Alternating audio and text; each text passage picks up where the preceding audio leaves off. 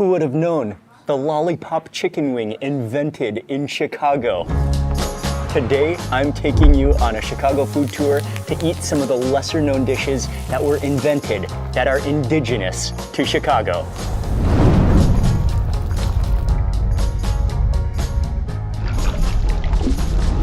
Hey everyone, hope you're having an amazing day. It's Mark Wiens. I'm in Chicago, Illinois.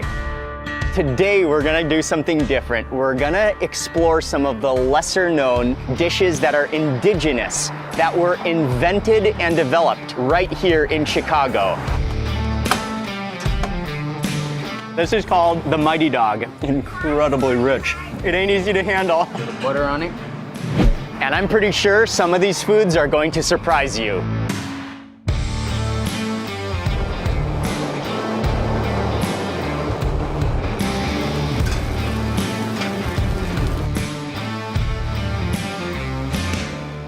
Chicago, just like many of the major cities in the United States, is extremely diverse, and it's a melting pot. People come from all over the world, and that's really what's shaped the food, the culture of Chicago. Now, one of the biggest communities in Chicago are Puerto Ricans, and they've created a certain dish that, I think it should be celebrated right up there with hot dogs and deep dish pizza. Welcome to Jibaritos y Más. The dish that they're going to prepare is called a jibarito. It's a Puerto Rican sandwich that instead of bread, instead of a bun, it's a fried plantain or plantain, usually unripened, that's deep fried. Then they smash it into a patty formation, and then they just start to build the sandwich with your choice of meats, with your choice of ingredients, lettuce, mayonnaise, beef, steak.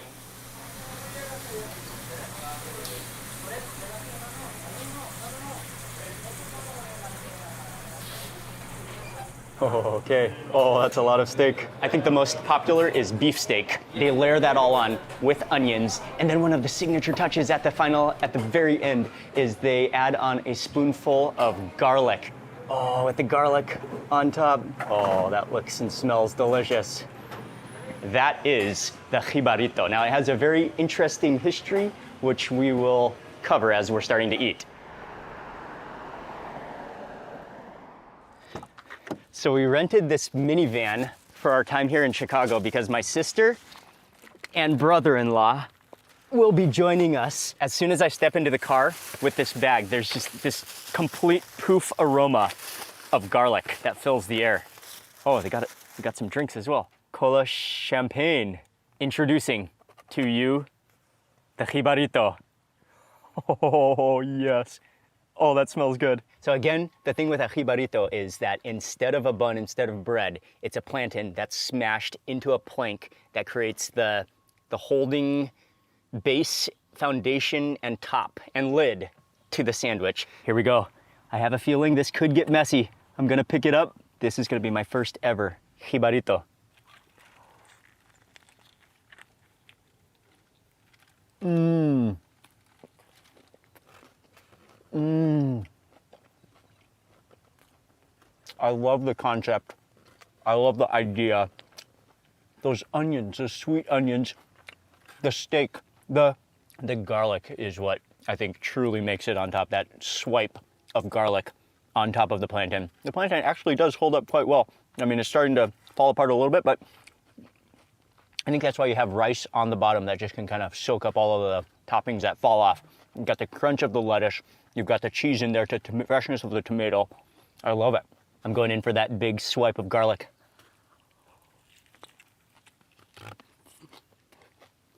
Mmm. I think I could just drench the entire sandwich in garlic. Mmm. That is delicious.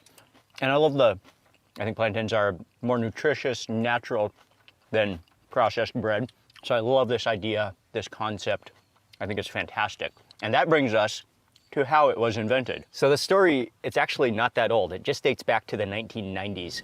And we're talking about a guy whose name was Jorge Munoz. And he was in the Puerto Rican town of Aguada. And it's really one of those classic, resourceful food inventions. His family wanted a sandwich, and unfortunately they had run, or in our case, fortunately, they had completely run out of bread, and so there was no bread. And so he went outside to the backyard. Of course, Puerto Rico is a tropical country. He went out to the backyard and he got some plantains, he fried them, smashed them into planks, and made a sandwich using those plátanos, or those plantains. Now fast forward a few years and let's go to Chicago, where there's a man whose name is Juan Figueroa. And he had read about this story of using the plantains as a base for a sandwich, substituting it for the bread in a newspaper. And he thought, oh, that's a great idea. And so he started, and he's actually the one who named it the jibarito, and he popularized it, and he started serving it at his restaurant, which is called Borinquen.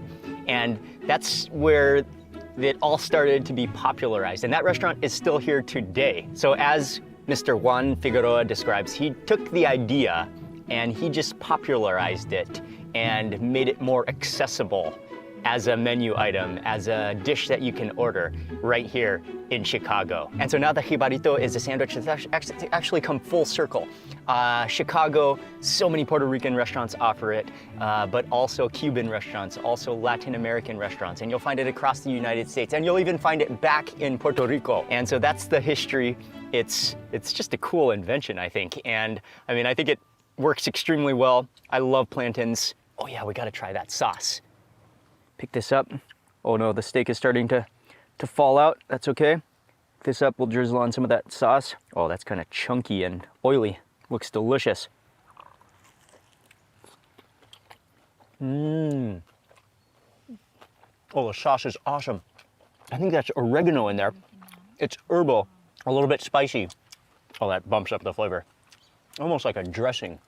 Oh, that sauce is delicious. Oh, I love it drenched in that sauce. Garlicky, herbal, and a little bit spicy. Mm-hmm. You're guaranteed to get a little bit messy, but that is true of a lot of foods in Chicago. Oh man, I think I could use like 10 of these sauce packets. I think as you keep on eating, it gets better and better. The mayonnaise kind of starts to flow, starts to mix with the sauce. And as you keep on adding that sauce, it just makes it better and better. Really good. Absolutely tasty, a unique history of resourcefulness. And this is my first ever jibarito. Okay, we have a lot more food to eat. And again, that only reassures my opinion that I think it should be celebrated right there up with deep dish pizza and hot dogs. Next up on this Chicago food tour, where we are discovering some of the most unique dishes that originate in Chicago, we're going to eat a famous Italian-American dish. It started right here, and it's not deep dish pizza. Here we go. Welcome to Harry Carey's legendary Italian steakhouse. But we didn't come here for the steak. But actually, we might have to try the steak too.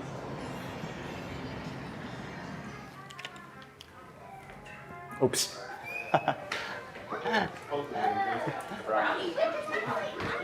Thank you, nice. Thank you very much. Yes. Welcome to Harry Carey's Italian Steakhouse. And from what I was reading, but Derek, what's the significance? Who is Harry Carey? Yeah. So Harry Carey was a sports personality, radio broadcaster, kind of made his fame, I would say, like here within the city of Chicago.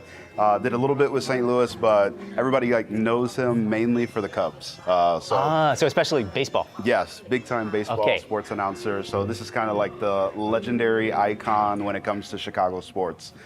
Big personality, full of life, just cheerful, over the top type of guy. So he's the type of person that just everybody loved. Everybody loved everybody him. Knew. Everybody so everybody in Chicago knows him. Everybody in Chicago knows him. He also, Will Ferrell did like a big skit on SNL when he would always like imitate Harry Carey and have the big iconic glasses as well. So yeah, larger than life figure. Awesome. It's a really cool place. I mean, it's a museum. There's pictures, there's sculptures, there's antiques. If you walk around, there's just so many cool things to see. Really nice atmosphere here. And this is an Italian steakhouse, but maybe their most popular, well-known dish is not a steak at all, but a dish called chicken Vesuvio, which is the dish that we are covering here, invented, an Italian-American dish of potatoes and chicken cooked in a unique way, invented right here in Chicago. And the Chicago Tribune, there is a journalist who is a well-known food critic called Phil Vettel, who named Harry Caray's chicken Vesuvio as the best in the city. Nice to meet you. What's your name? Geronimo. Geronimo. Cool, man. Nice to meet This is you. our classic Harry Vesuvio here. Okay. It's already marked up. We have it a little marked, pre-cooked for you, Okay. so that you don't have to wait here 30 minutes. It's Ah, still all right. raw, Okay. so it's not fully cooked. Give it a little bit more color. So it's just like seared off already It's seared so off. far. Okay.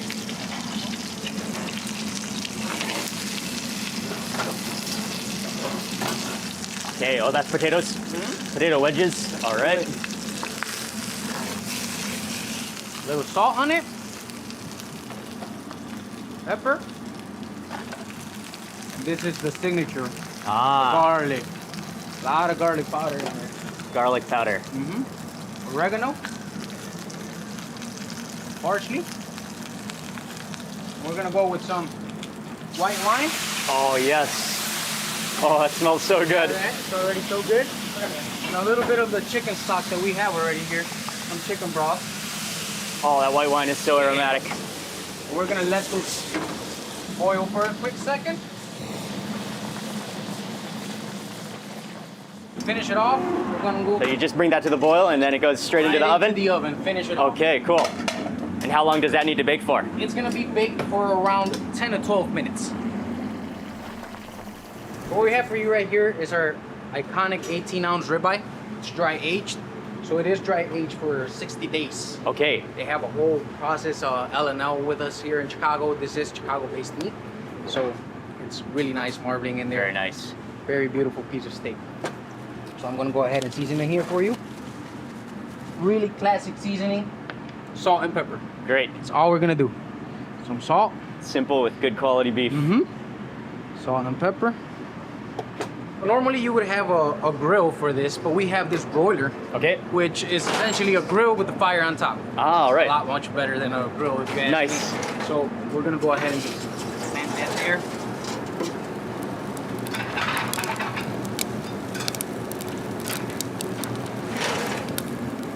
And you could tell how fast it Yeah, that's so fast. renders a Seconds. yes. Oh, Renders the more you can we smell get. the aroma of that fat already coming out. Too much. All So we right. just want to give it a nice little color, nice sear, and it's gonna go straight into the oven Okay. to your desired temperature. In this case, it's medium rare, so I think you Excellent. chose the perfect temperature for it, Yes. to be honest. Out of here, Okay. onto one of these little stove plates, Oh, nice. Beautiful sear on it. And that goes, straight into the oven. okay. The oven at 500 degrees, and we leave it in here for your desired temperature. Cool. That's it.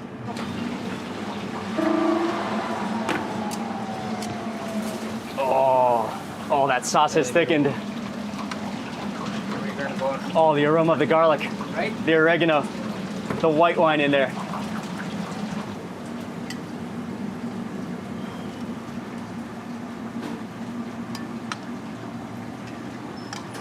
Here's the magic. Yes. Oh, that juice. Oh, and so it's always finished off with Always finish peas. off with some peas. Okay, That is our classic Vesuvio recipe excellent. right here. Thank you very much, Chef. Absolutely. This is our beautiful ribeye after Awesome. it's here. Awesome. Great. Little butter on it. Look at He took the chips. What is that? That's the chicken Vesuvio. Okay. Just give it a second, Imar. Props, okay? Thank you. Chicken Vesuvio. I love that browning of the chicken, the sprinkle of oregano. You can really smell the garlic and the white wine in the recipe. Derek, I don't even know where to start with all let's of just this. go straight in. It's a small pyramid of chicken, making sure to get some of that browned I'm gonna cut chicken. into the breast for some of the white meat here. Brown chicken, rehydrate, rejuice in that sauce. Peas always on top. A little piece of potato. It's so aromatic.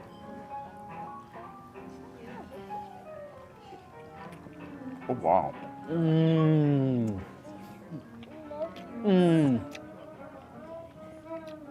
Oh, that is so comforting. He added in a lot of fresh garlic and then a lot of garlic powder and a lot of white wine. Okay. And then chicken broth. And that's, I mean, that's basically the foundation of the dish. There's not a lot of complex ingredients in it. One of the things that really makes a difference is the way that it's cooked, the method in which it's cooked, because the chicken is seared and then it's fried in a pan with some sauce. Then it's baked to like thicken the sauce and bring it all together. The potatoes are excellent. The potatoes have a really sweet, smooth texture to them. It's so great. It's like after you start to chew it, it actually almost becomes like mashed potatoes. I love that. They're so soft, cooked so soft. Oh, and the chicken remains so juicy. So quickly, just to explain the history of chicken Vesuvio, it's actually kind of unknown. Nobody knows exactly how it came about, how it originates. But the first mention of it was back in 1930 at a restaurant that, oddly enough, was called Vesuvio. Unfortunately, that restaurant is no longer around. It's not completely known how it was invented, but it definitely comes from Chicago. I love how juicy the chicken is. Perfectly cooked. And just that studded, garlicky white wine oregano sauce. What I love most about this dish is just that pool of gravy at the bottom it's just a condensed chickeny white wine explosion of garlic. You can never have enough of that sauce. I know. I think this is my third dip right now. Just keep hydrating. That was wonderful, though. It even has this element of smokiness or char from the frying pan and the oven. Yeah. What a dish. Another classic food here that was recommended to us is the crab cakes. Might do a little squeeze of lemon on top. These are like full patty-sized crab cakes. Should we just slice it in half? Quite tender. Look at just loaded with crab. Oh, that looks good. Let's try it. Crab cake. Yeah, here, eat over your plate. Sit down. Oh man. A little bit of crunch from the crumble on top. It's buttery. It's slightly creamy. Maybe a little bit of cream or... I don't know what that creaminess is in the middle of it. Oh, that's good. Man. It's like the flavor keeps on building and you've got the sweetness. You can really taste the sweetness of the crab in there. And that lemon helps, that acidity helps to cut the creaminess and the sweetness of it. Yeah, the richness of it. We came here for the Vesuvio, but we couldn't miss their ribeye. One of their signature steaks. This is the bone-in ribeye, dry aged. I can tell based on the grains of the... Although it might not be against the grain now that I'm looking. Dip in that juice. It smells really good. Oh, good.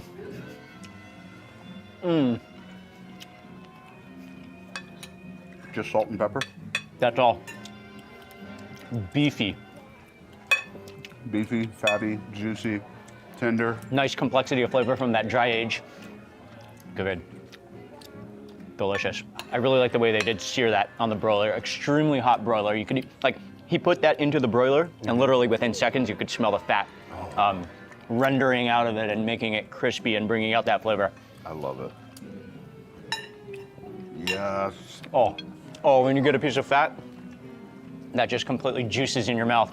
Another one of the sides we got that Jay recommended is the Brussels sprouts. And look at how crispy they are.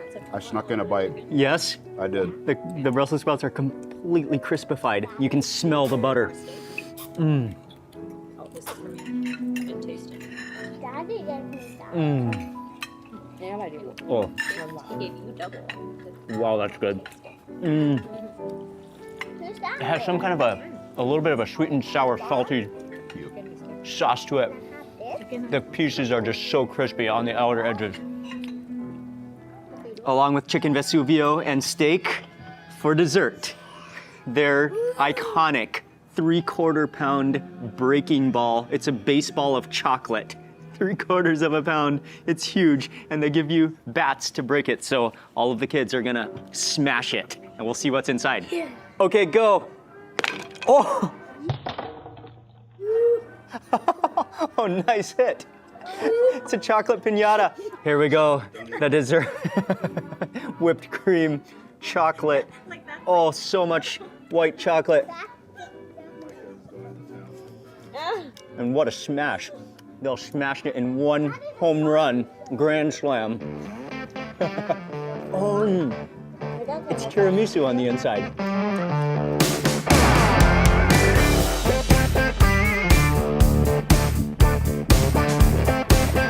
Anthony Bourdain has been here, and one quote that I just read that he said about this place and about what we're about to eat is that he called it the evil stepbrother of the hot dog.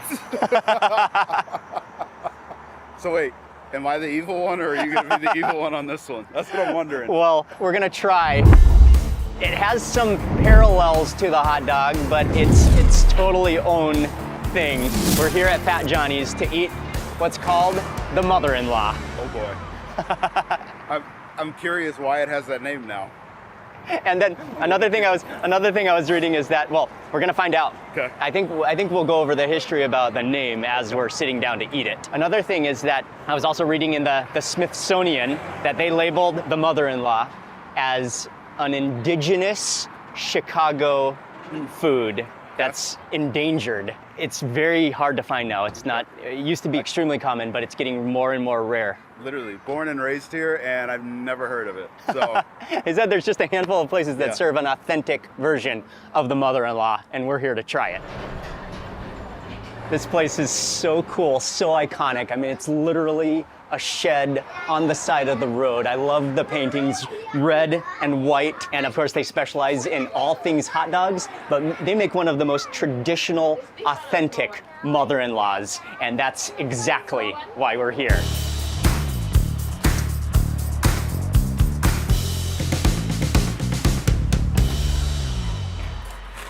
Thank you very much.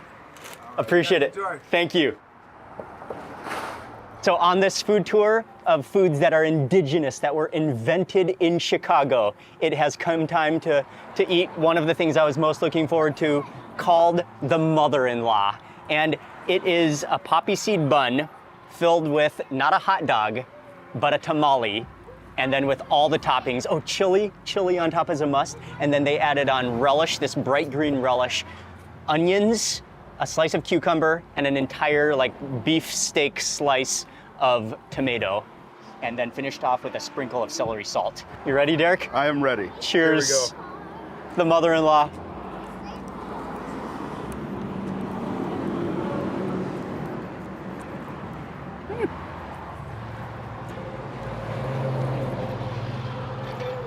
That is a lot of things going on in your mouth.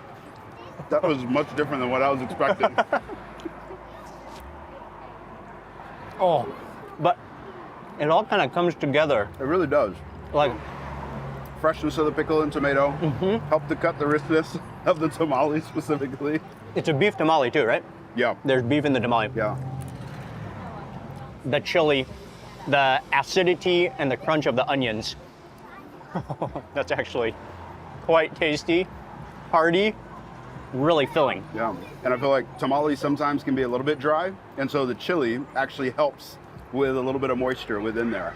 I mean, this was definitely made with purpose and a lot of thought that's gone into the mother-in-law. Tamale, I believe, was brought to the south of the United States by Mexicans, and then it was during the Great Migration, Great migration. when Yep. African Americans then brought the tamale to Chicago. Yeah, so many of the individuals down in the Mississippi Delta during the Great Migration came up primarily looking for work.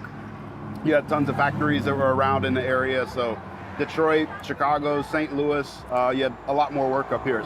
And from there, the history of the mother-in-law is actually murky. Nobody knows quite sure who was the first person to put the tamale inside of a hot dog bun to substitute that. But what we can say is that Fat Johnny's still serves one of the absolute classic, iconic, as-is versions. It is so different. I wasn't quite like, I love Chicago hot dogs. And so when we were first talking about this, I'm like, I don't know. But I'm thoroughly glad that we got to enjoy this right now. It is tasty, but it's also just an iconic piece of history that we're eating right here, which I think is totally adds to the uniqueness of it. Do we know where the name came from at all? Again, I think it is a little murky, but there are some theories that I read about, especially in the Smithsonian. One of them is that it gives heartburn like a mother-in-law. So, the other, it has a fierce bite like a mother-in-law. Like a mother-in-law. And the final one is, it ain't easy to handle like a mother-in-law, and that's... Wait, I'm not supposed to laugh at any of these. Wait, and all of these are thanks to Dr. Peter Egler, who's a Chicago food historian, who like knows the Chicago food scene, the history. But the mother-in-law, absolutely something you have to try when you're in Chicago. Yep. Are you ready for it?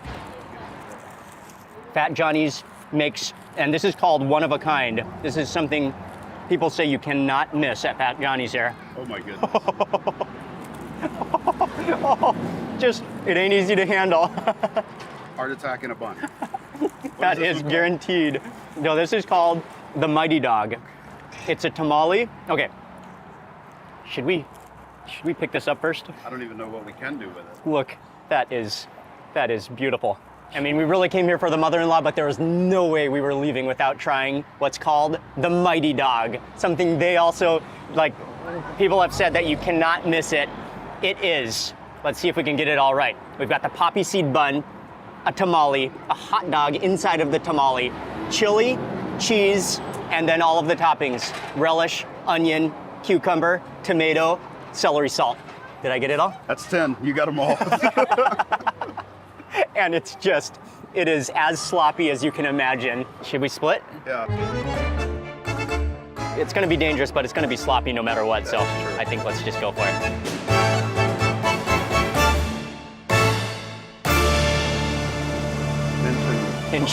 There we go. Oh, the cross section. Look at, that's guaranteed. The effects of the mother-grandmother-in-law. Oh, thank you very much. Thank you very much. Thanks so much. Awesome. Appreciate it. I'm All ready. right, ready for this? Ready. Iconic moment.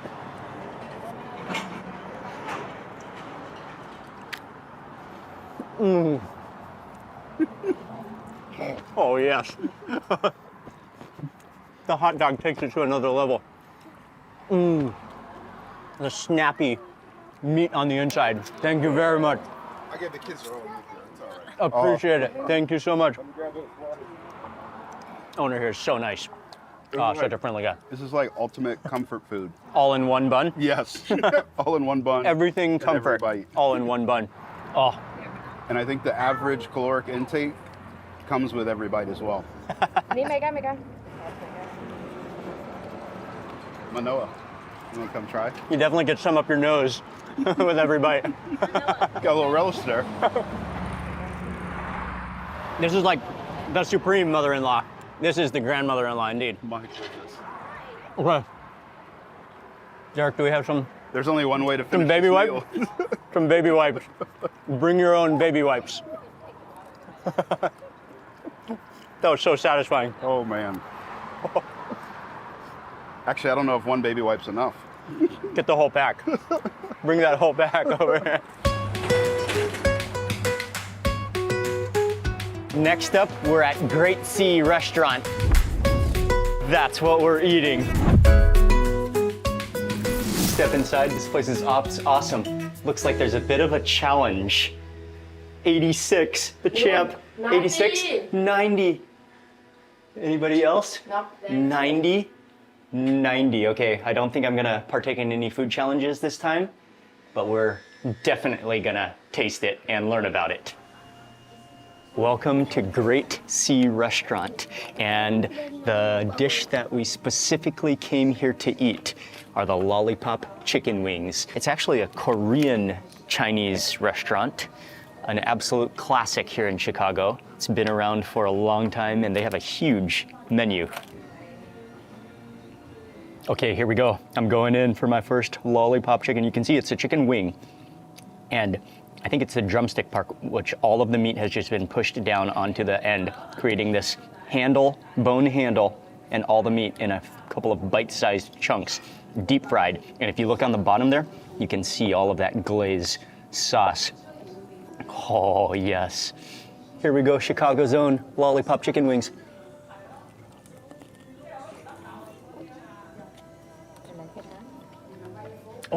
Oh, it's dripping.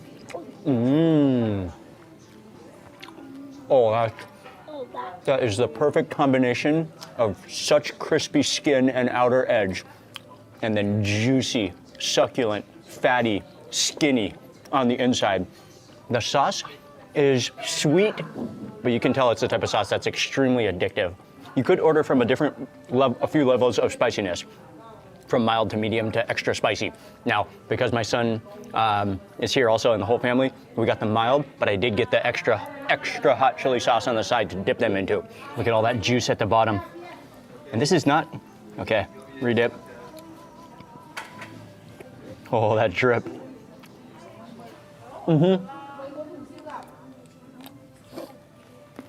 Perfect 2 biters. I mean, you could do it in 1 bite, but that'd be pushing it. That'd be that'd be a big mouthful. So now getting to the history of lollipop chicken wings, and this particular version was invented back in the 1980s right here at the Great Sea restaurant in Chicago by a man named Nai Tao.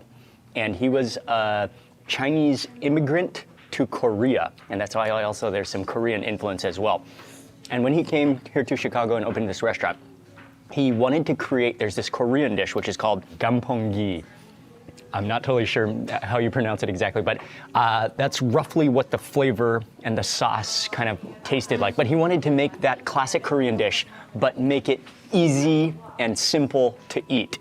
And so that's when he came up with the style of the lollipop chicken and then serving it with the sauce.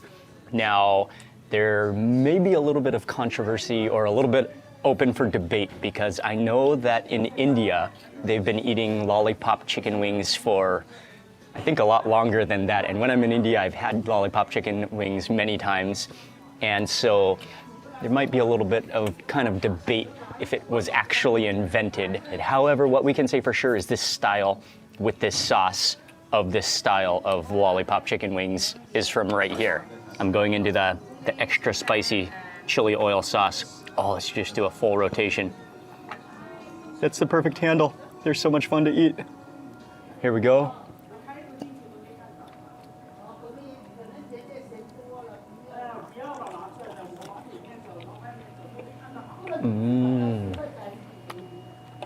Oh, with the extra spicy chili, that immediately you feel that chili a little bit more. Not too spicy, but it's a good flavor. And I mean, that sauce, okay. The sauce is quite sweet, very sweet, but you do see how it's addictive, and especially if you enjoy like a sweet sauce. Yeah, I think the extra spicy would be the way to go if you love spicy. And I mean, how can you go wrong with lollipop chicken wings? They're so much fun to eat.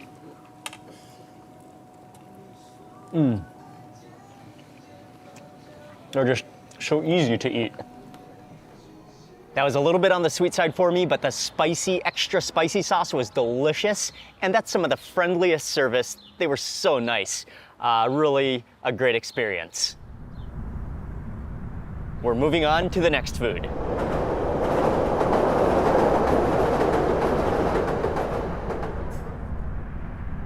To continue with this food tour of things invented in Chicago, we're at the Palmer House. It's a Hilton hotel, but it has a lot of history. They invented a dessert.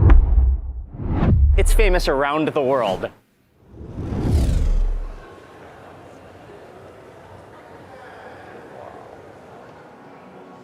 So from the extremely beautiful lobby, you come back here to the Lockwood Express Grab and Go. And I think they are here.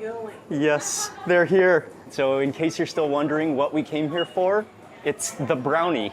Like really, the brownie was invented, the original one, right here at this hotel. I mean, it's one of the most common, one of the most household desserts maybe in America, arguably the most famous dessert in all of America, could it be? But just a household dessert everyone's eaten a brownie, and this is where it all started. So we're gonna grab a couple of the brownies to go, and we'll tell you about, I'll explain the history as we're eating outside.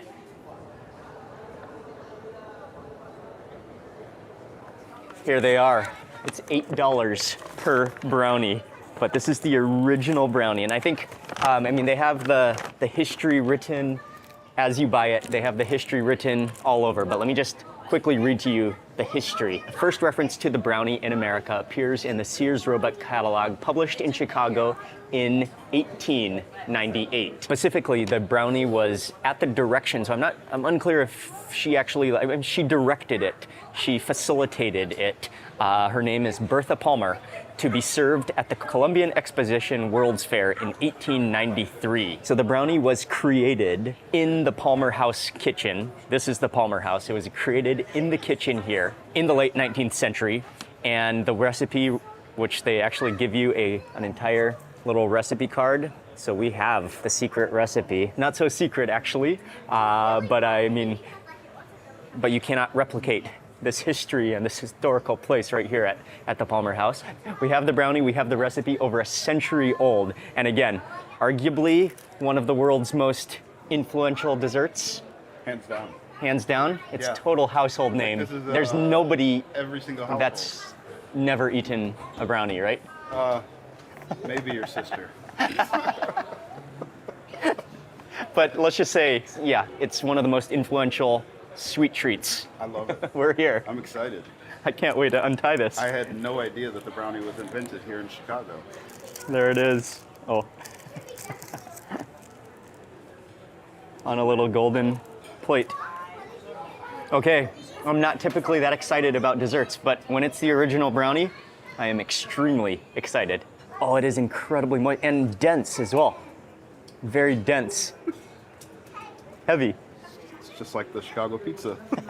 Goodness. It's a deep dish. It's a deep dish brownie. Brownie. All right, here we go. Oh, man. Oh, that is incredibly rich. Gooey. Ooey. And really, really rich. It's like a condensed mousse, almost like a fudge. Literally, it reminds me of like Christmas fudge mixed with like chocolate mousse for like the Yeah. consistency. I got a little like- confused there. I didn't know if it was a mousse or a fudge. Actually, we don't even need to compare it to anything. This is the brownie. Yeah. This is a real brownie. The original. The real deal. Goodness. But it's Oh, like man. it's not cakey at all. No. Sometimes you get trouble with it. It gets cakey and all dried out. No, not at all. Oh, man. Not at all. Extremely moist. I love that entire topping of the walnuts. It's sweet. It's buttery. That is extraordinary, actually. Man, that It is, but taste that with some coffee. I mean that's how you can It's very rich. see the butter and the Glistening, egg just glistening on your fingers. Man, but highly recommended. I think this is something that a gem of Chicago. Chicago should be proud of inventing the brownie. I'm not a brownie expert. I haven't had that many brownies in my life. Oh gosh. But I would say this is the moistest brownie I've ever had in my life. Yes. that's Is it? And properly is cooked. that correct? That's properly cooked. Like- Yes. Okay, that's not brownie batter. Yeah. Okay. It can be said without a doubt that Chicago has contributed greatly to the world of food. And I mean, we've definitely tried some unique dishes, many of which many people don't even know that they're invented. They come from Chicago. And we didn't even eat, on this tour, we didn't eat some of the most famous foods of Chicago. I'm talking deep dish pizza, which I did another pizza tour, so go back and check that Chicago pizza tour, as well as an iconic cheap eats tour, which also includes more dishes that were invented in Chicago. So you can go check out those two videos that I'll include in the description box below. I'll also include everything from this video. You'll find it in the description box below. Definitely when you're in Chicago, come try some of these rare indigenous foods to Chicago. And I want to say a huge thank you for watching this video. Please remember to give it a thumbs up if you enjoyed it. Leave a comment below. I'd love to hear from you. And if you're not already subscribed, make sure you subscribe now for lots more food and travel videos. Good Bye from Chicago, and I'll see you on the next video.